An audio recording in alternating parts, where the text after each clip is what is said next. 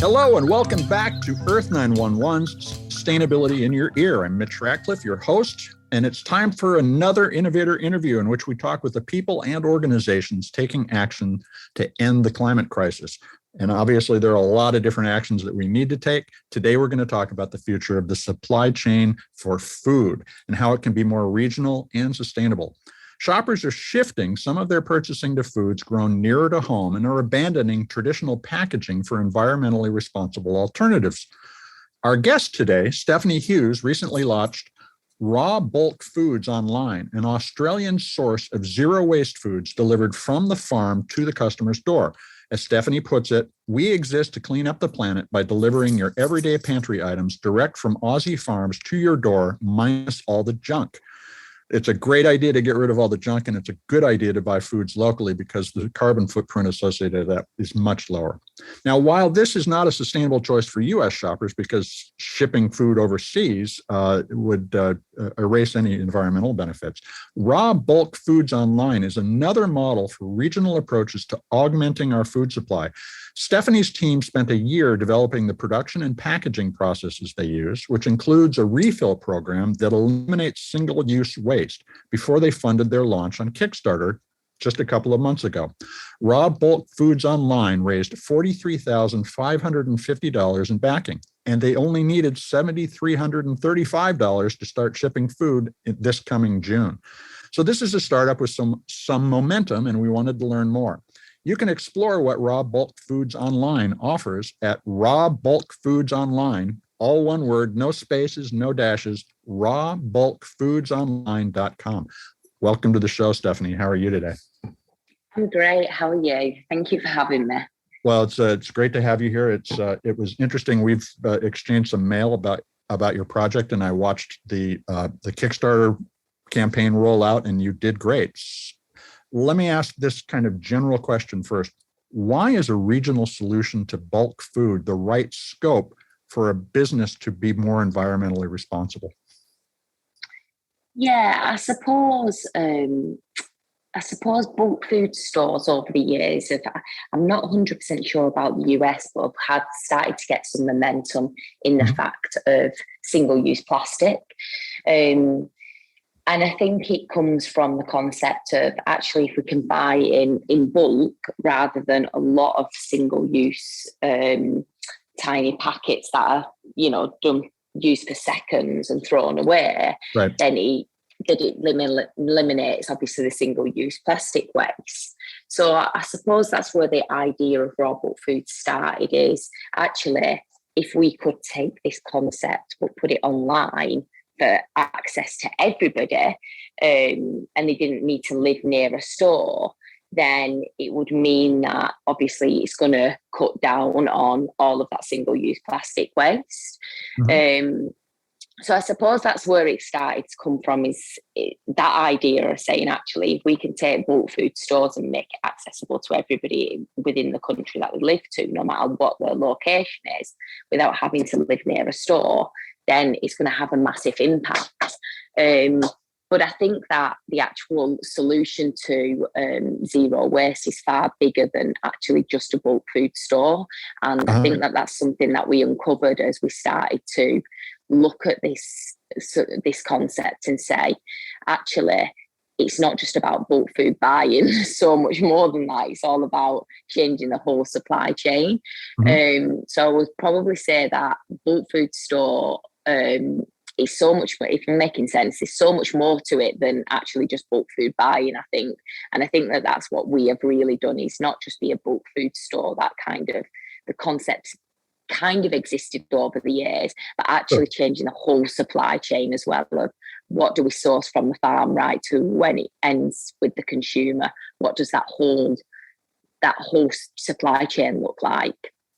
So what kind of products can somebody purchase through Raw Bulk Foods Online?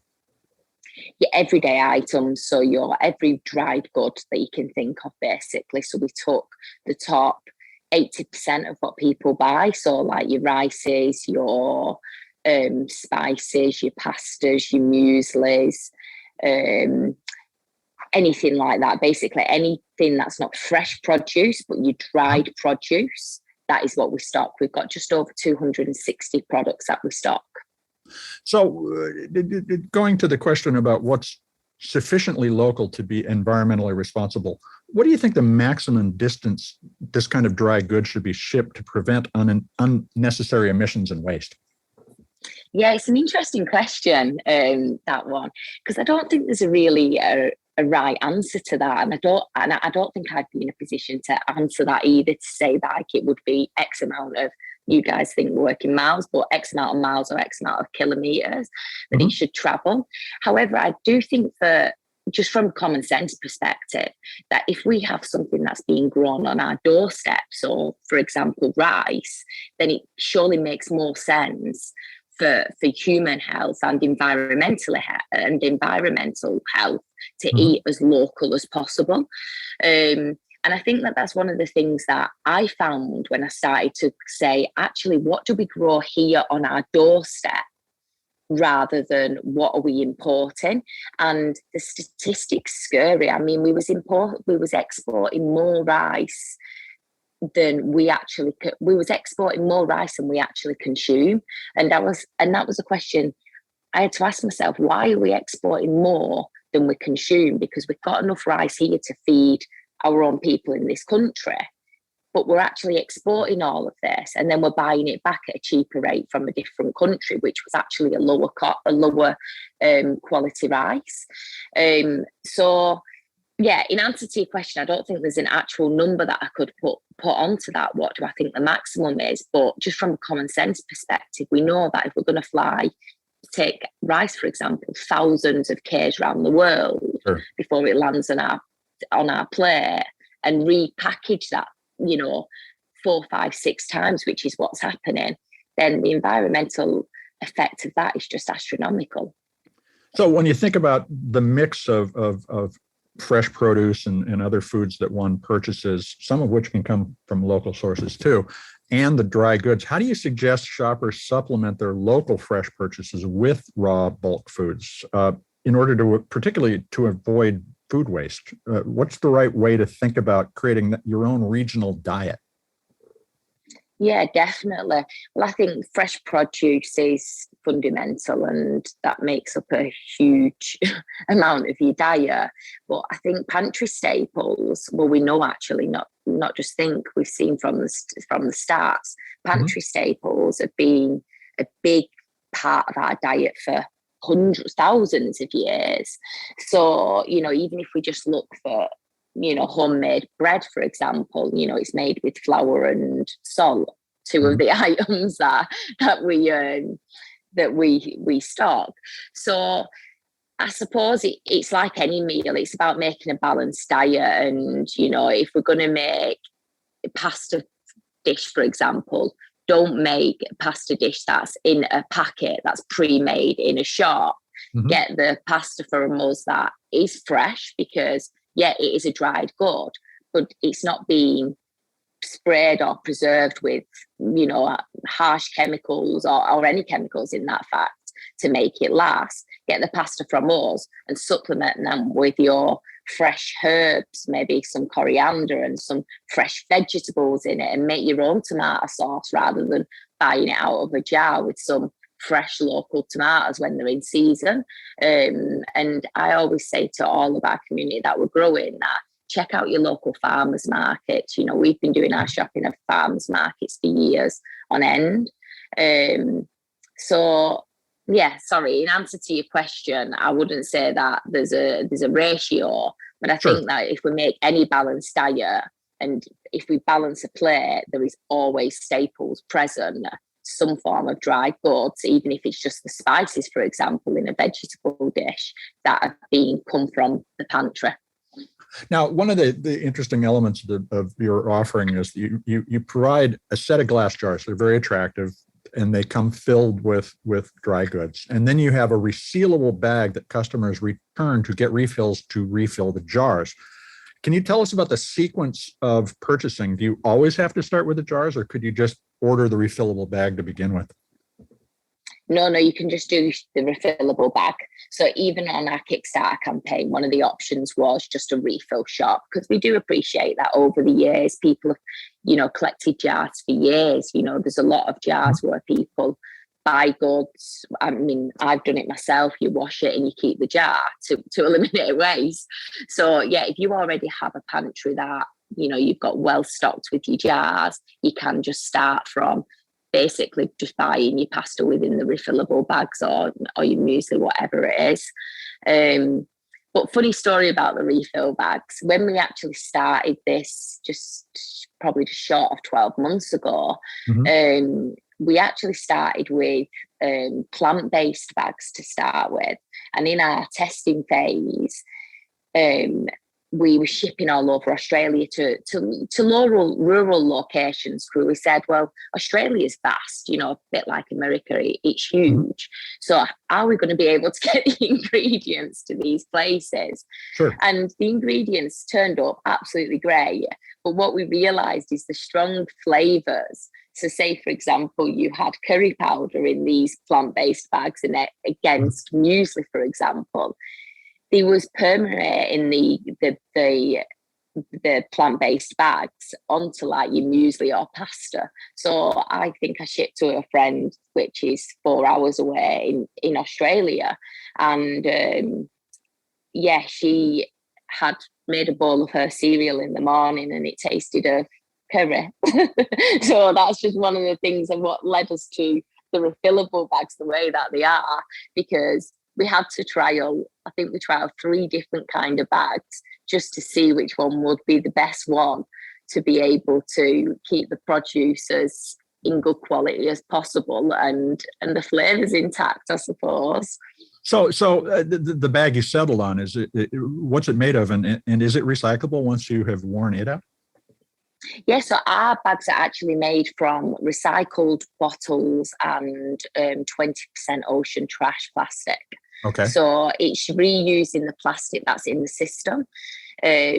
Because, I mean, plastic, there's a lot of information about plastic, and we see it so often where we may see, turtle swimming along. I think we've all seen that picture with a plastic bag in the mouth, and it's a horrific sight for us to see.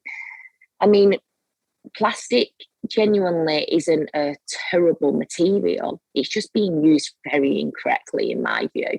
It's very, very durable and it's made to last a long time. And that's the problem. It wasn't made to be used for a few seconds and thrown away, which is what we're seeing. So when we was obviously having a look at a solution, and we tried a lot of different bags, and they just didn't work and they wasn't fit for purpose.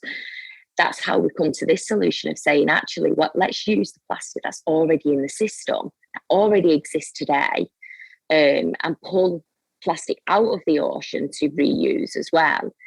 And we know it's going to be durable because that's what plastic is. It's an extremely durable material. And I assume that when you see that a bag is approaching the end of a useful life, that you just replace it. So you're also collecting the bags and sending them for recycling? Yes.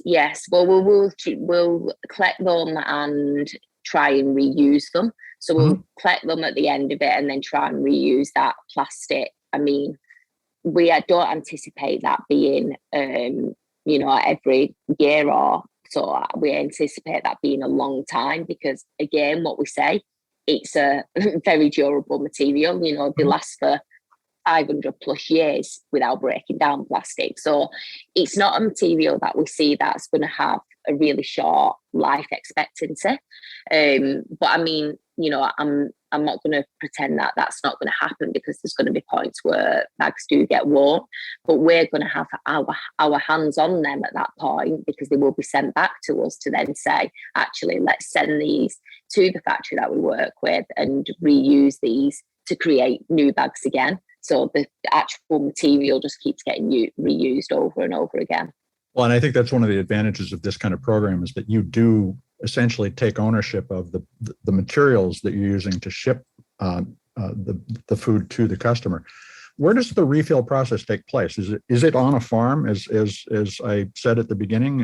And when somebody receives a bag, are they going to get the same bag they sent in, or do they get just any bag?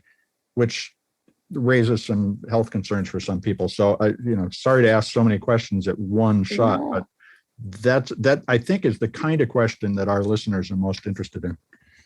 No, it's an absolutely great question, and it's a question that we had a lot as well from our own community. So the first question, the refilling process doesn't happen on the farm, as we're working with about 40, I think it's 42 different providers and farms. So we bring that we're actually based on Sunshine Coast in Australia. So we have a unit here on the Sunshine Coast, which is where the refilling process will take place. We source from the farms with bags that we've made ourselves as well, because again, that was something else that we realised within the supply chain was also built on single-use plastic. It weren't just the consumers, it was actually getting them ingredients from whoever you was getting them from. So we send our bags to the farms, they fill them, we get them here then at the Sunshine Coast, and that's where we refill the bags. The second question is an absolutely great question, and we've had that so often about how will I know that I'm getting the same bag? You don't, in answer. That would be a logistical nightmare, I think, for us to be able to control. But we're working with a third party cleaning facility that basically uses machinery that we've got here in Australia to clean them to a food grade standard. So as in fact of there being health issues, that would be eliminated in the fact that our bags are clean to brand new every time we reuse them. Right, food grade level of cleaning. Yes. Okay. Now, the other thing I noted is that your process is carbon neutral. How do you achieve that? And I guess the other question that comes with it is, are you going to be reporting on your carbon impact to customers in detail in the future? Yeah, fantastic. So we've been working with a sustainable accountant from the day that we basically started with this idea, more or less. I'm really lucky that my brother's a chartered accountant and has been for a lot of years. So he helped very early days until we started to work with a sustainable accountant here in Australia. And he's very much helped us be calculating our projections of actually what initiatives do we need to do. I'm not a big believer of offsetting, and I know that offsetting over the years has gone huge. But I do believe as well, there's a level of offsetting that's always going to happen to maintain that you are going to be carbon neutral. But I also see a lot of business being done wrong over the years and then saying, yeah, but it's okay because we offset it. So I believe in not creating it, and then the tiny bit that you can't, that you need to offset on, that's what offsetting should be, not the fact that we pump all of this into the environment and then it's okay because we pay thousands. Yeah, it's a Band-Aid. We don't need more Band-Aids. We need actual carbon neutrality. So roughly how much of your business needs to be offset at this point? Is it significant, or do you find that you're already pretty close to carbon neutral? Yeah, no, very, very small amount of it needs to be offset. I mean, our full warehouse is powered purely off solar. Our deliveries, we're utilising electrical vehicles where possible. Our ingredients, as in terms of how far it's travelling, very minimal. We're sourcing as locally as possible. So we're doing every step within our own operation to ensure that our footprint's as small as possible. But like anything, we've all seen that phrase, any purchase that you buy has got some footprint. But yeah, it's very, very minimal that needs to be offset, to be honest. We're more interested in looking at ways in which we can minimise our own carbon emissions in our operations, and then saying, actually, we've only got this, I'll take it for 2%, for example, of what we do. What initiatives can we do to ensure that we're carbon neutral? And so obviously there's a lot of progress to be made around you that you're going to be able to take advantage of too. The infrastructure will become more sustainable, and therefore that lowers your footprint as well. Yeah, definitely. I mean, our big goal is as well to actually be able to start giving back as well. So not just be carbon neutral, but being actually saying, we make less of a footprint on the planet than what we're generating. So that's our big goal. We're a startup. We've just started, and I think as things unfold, we're going to see more and more. But I think for us, it's absolutely fundamental that we continue to work with our sustainable accountant and just keep having a look at saying this is what the business looks like. This is how it's evolving. The bigger that we go, that's something that we need to continue to monitor and manage and say, we're growing, so we've got to keep our heads close to the numbers as well, and ensure that we carry on providing what we said we would do. We're doers, we're not just talkers. Well, everybody should be that way. So let me ask this. I was intrigued by your Kickstarter startup. What did you learn from launching on the crowdfunding site Kickstarter? And do you consider it a good path to market for small companies that want to reach customers immediately and fund their company? It was a big learning curve for me, to be honest, and I'm glad that you asked that. Australia's such a small market for Kickstarter. I think it's like 2% or something like that. It's very, very small, and I think that crowdfunding within Australia is very immature still. And that for me was a big learning curve, because from Kickstarter perspective, we didn't really get any support whatsoever. So we got Project That We Love, which was a real big badge of honor, I suppose, from Kickstarter. But from a revenue perspective, all of the revenue that was generated and the customer base was done purely from our own efforts. So yeah, in answer to your question, I think for a US company, absolutely amazing Kickstarter, because you have such a strong Kickstarter community that wants to back projects in the US. But from an Australia business, I found it very tough, if I'm being totally honest, because there was just no real Kickstarter community here in Australia. So not only was we obviously driving the traffic ourselves, building our own community, we also had to educate Australians about Kickstarter as well. And that was tough, because we were educating them about our business and educating them about actually what's Kickstarter. And the majority of backers that backed our project was all first-time backers on Kickstarter as well. Interesting. So yeah, and I mean, that's something that we all learn things in business, and that's one thing that was a big challenge for me and my team, because for example, we ran ads and we drove people through to our campaign, and our drop-off rate was huge, absolutely huge, with no backers. And we were saying, how can this be possible? Because we got all of these leads and, but nobody's purchasing. So we turned them ads off for conversion and started just getting leads again. And that's when we realised that people didn't understand Kickstarter, because when we was warming them up, so we were putting them into a leads funnel and then sending them 3 or 4 emails explaining what Kickstarter is, why we're doing it that way. Then there was going on and backing.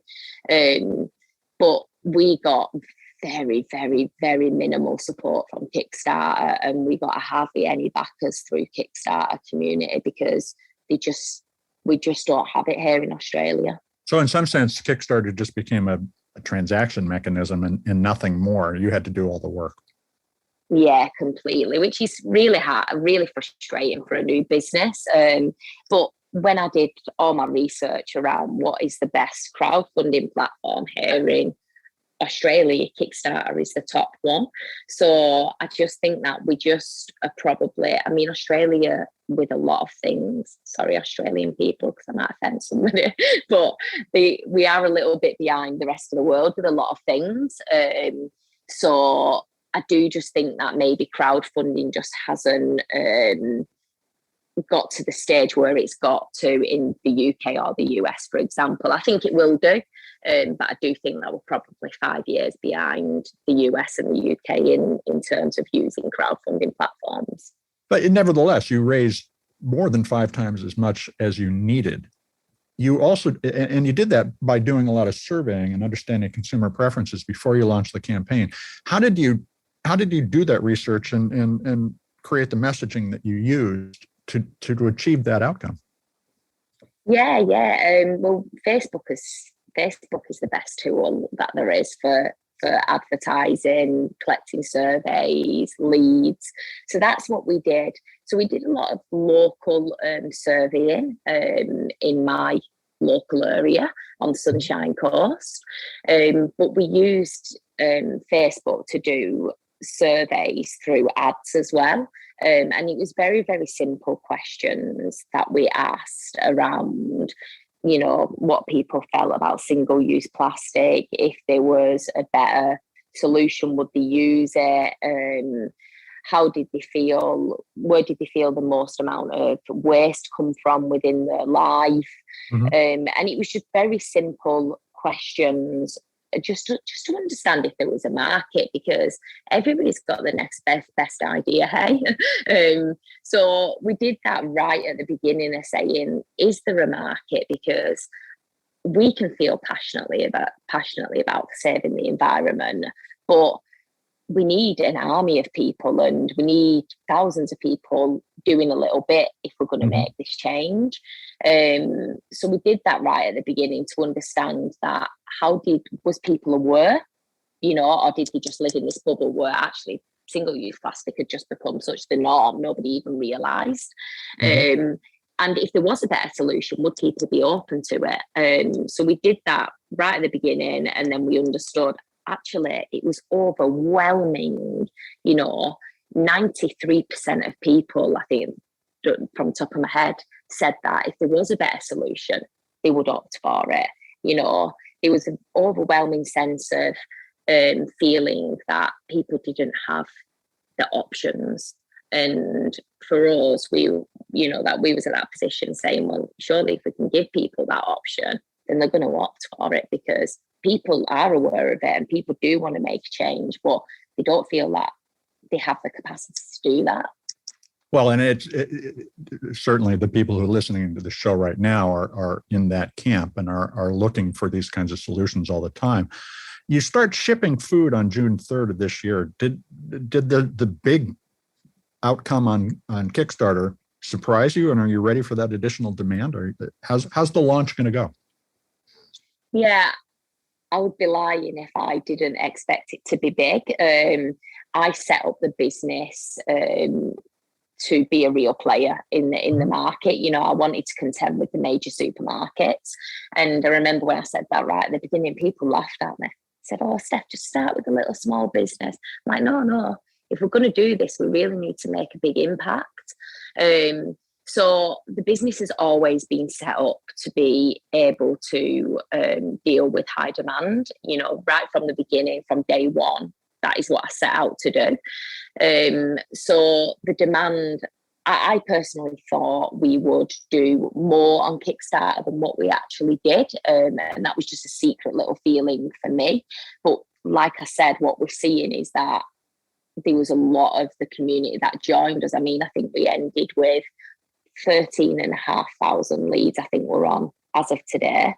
And people that have said, just put in their email saying, yeah, I want to shop this way, I'm interested, because we didn't offer anything. That's kind of just the question that we asked. So Kickstarter actually worked against us in some ways, because people didn't know what to do on Kickstarter. So yeah, the demand wise, right from the beginning, we always set up to be a major player in the market, to say we want to contend with the big supermarkets. So how do we make sure that our foundation is strong enough? And we have the capacity that we don't fold under pressure. And that's the way that the business was built. Right from the beginning, we built on big figures. We built on very big figures around saying, right, what is our goal in the first year? And that's what, I don't know if you saw on Kickstarter, but we said our goal in the first year was we wanted to stop 6.5 million single-use plastic packets going into production. So if you just do the maths of that, I mean, that's 12,500 Australian households shopping with us for a year. And that's the way that we started. Then that is our big number. That is our number that we want to reach. And it's interesting. So that's roughly the ratio of residents to grocery stores in many communities that I've looked at. So essentially, you want to launch a successful single grocery store and expand. What advice do you have for entrepreneurs who are thinking about launching this kind of regionally focused food company? To know your numbers. Okay. I think for any, I've been asked this question so many times, not just about a regional store, but with any business. I think when you look at environmental businesses, you can get so passionate and so caught up in the purpose, I suppose, of what you want to do. But I think that you've got to know the numbers, and you've got to know that within your community, there is a demand there, because, you know, some communities, depending on where you live, change, you know, they vary community to community. And even though we know that this is the way that shopping has to be, and I've said that over and over again, you might have heard me on some other things, but I always say this will be the norm. Like, if you're not doing this now, you'll be doing it in 5 years, because this is the only way that shopping can go. But communities take longer depending on what area they are in. So I think you've got to know your numbers, and you've got to make it accessible and affordable as well. So know your community that you're sat in, do your surveying, get to know what really matters to them people in your community as well, for in terms of your messaging, how you get them to change from maybe them going to the local major supermarkets at the minute, and how you get them to make that change, because it is a change. And I think you've got to understand that for people, the majority of people don't like change. So just do your surveying, know your market, have a chat to them, get to know what matters to them, what's important to them. And I think once you've got that, then you can start to put a bit of a strategy together around, how do I launch within my local community, and how do I message this to people? How am I going to relate to them? And I mean, one of the biggest things for us, overwhelming, that we got is that these and we got this so often, these eco solutions or environmentally solutions that are saving the planet are great, but I can't afford it. And we got that thousands of times. You know, these solutions are always expensive. And I think that we've got to understand that people sometimes want to make the change, but they don't feel that they can afford to, because all of these solutions are more expensive. And me, myself, being a very conscious consumer for years, I can back that, and I can say that is usually always the case. But you did get a result. You got a result for that additional expense that you're trying to bring to everybody. And that's one of those, first steps in the march of progress kind of courageous moments that people have to take. And I congratulate you on having done so. I know our listeners in the United States would like to learn more, just to understand what they are doing, what they can do. But for our listeners in Australia, where can they get started with Raw Bulk Foods online? Yeah, so you said we actually haven't finished our Kickstarter. We've got 6 more days left on it. So you can still head to our Kickstarter for 6 more days. After that, we will be online, which is www.rawbulkfoodsonline.com. And on there will be our whole product range as well. What we're stocking, over 260 products, and you'll be able to start purchasing. We will still be we don't actually start shipping until the 3rd of June, but we will be turning our website on after the next 6 days, where people can pre-order directly to us then as well, which we think we'll have a huge demand of, because we've got a lot of people that just don't want to back through Kickstarter because they don't understand it. So within 6 days, you'll be able to come directly to our website as well. Great. Well, in fact, we're recording this a few days before the show will go live. So that 6 days, folks, will point you to Raw Bulk Foods online. Stephanie, I want to thank you for taking some time to talk with us today. Thank you very much for having me. I've really enjoyed our chat. Well, thank you. We've been talking with Stephanie Hughes. She's the founder of Raw Bulk Foods Online. It's an Australian source of zero waste dry goods. And we encourage you, if you're in the United States, to take a look and see what they're doing. Think about launching something like that here. I know there are a variety of stores, but a shipping program is an interesting innovation. You can find out more about Raw Bulk Foods Online at Raw Bulk Foods Online. All one word, no dashes, no spaces, rawbulkfoodsonline.com. This is Earth911 Sustainability in Your Ear. We, of course, will be back with another innovator interview soon. In the meantime, please take a few minutes to share this podcast and others of the more than 270 that we have done with your friends, family, the neighbors' dogs. Maybe they'll tell somebody. But if we get more ideas out there, we can create less waste. And that is the path to sustainability. This is Earth911. We're going to be back soon. In the meantime, folks, take care of yourself, take care of one another, and let's all take care of this beautiful planet of ours. Have a green day.